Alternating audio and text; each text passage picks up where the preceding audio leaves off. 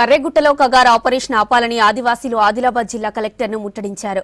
Kagar operation ని వ్యతిరేకిస్తూ ఆందోళన చేపట్టారు. గిరిజనుల ప్రాణాలు తీసి ఆపరేషన్ ను నిలిపివేయాలంటూ వినతి పత్రాన్ని కలెక్టర్ గేటుకు అతికించారు.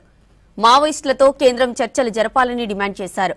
లేదంటే ప్రజా సంఘాలతో కలిసి పోరాటం ఉధృతం చేస్తామని హెచ్చరించారు ఆదివాసీలు.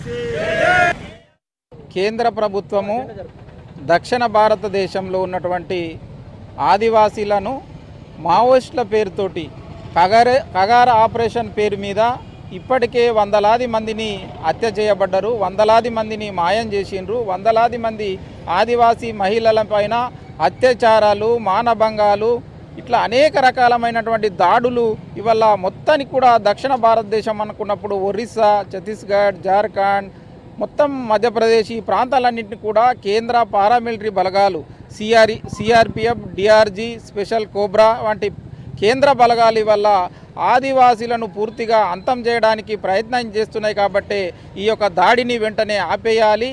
అదేవిధంగా ఎవరైతే మావోయిస్టులు ఉన్నారో వాళ్ళు ఇప్పటికే 3 సార్లు మావోయిస్టులు మేము శాంతి చర్చలు జరుపుతామని చెప్పేసి వాళ్ళు పేపర్ ప్రకటన ఇవ్వడం కూడా జరిగింది. కానీ కేంద్ర ప్రభుత్వం స్పందించకపోవడం చాలా బాధాకరం. కాబట్టి ఇప్పటికైనా కేంద్ర ప్రభుత్వం వెంటనే మావోయిస్టులతోటి శాంతి చర్చలు జరిపి ఆదివాసీలను కాపాడాలని చెప్పేసి ఈరోజు అక్కడ ఉన్న సంపదని దోచుకోవడానికి కేంద్ర ప్రభుత్వం పెద్ద కంపెనీలకు కట్టుబెట్టడానికి ఈ ఆపరేషన్ కగార్ పేరుతోని అమాయకమైనటువంటి ఆదివాసులను చంపేస్తున్నారు.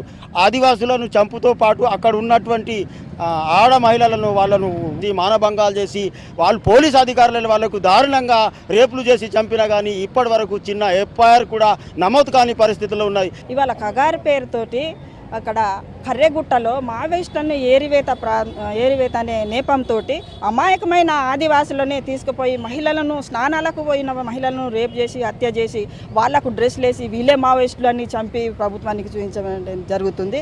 ఇది చాలా దారుణమైన విషయము.